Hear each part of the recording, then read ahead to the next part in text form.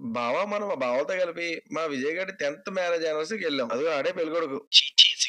ఫంక్షన్‌కి వెళ్ళామంటే తెలుసు కదా! అందరి చూపు ఒకవైపు, మన చూపు మాత్రం దీని వైపు. వేడి వేడి బిర్యానీ, చికెన్ కర్రీ, చేపల పులుసు, అవి వెజ్. మనకవసరం లేదు. దండలిచ్చాం మార్చుకోమని. బావ కళ్ళలో ఆనందం చూడండి. మా చెల్లయితే లడక్కమనేసింది. మా బావ మాత్రం స్లో మోషన్‌లో జాయిగా ఏసాడు. ఫోటో ఫ్రేమ్ గిఫ్ట్‌గా ఇచ్చాం. చాలా హ్యాపీ ఫీల్ అయ్యాడు. వచ్చిన పని మొదలెట్టండి అని సిగ్నల్ ఇచ్చాడు. ఇంకా మా ప్లేట్లు ఫిలప్ చేసాం. ఇదిగో ఈయన మా వెంకీ మామ. పెళ్లయిపోయిందండోయ్. ఈయన బాబులకే బాబు మా నాగబాబు గారు. తినండ్రా అన్నాడు మావాడు. ఆ చికెన్ పీసులు నేను లివర్‌లో కొరుక్కుని మరీ తినేసాను.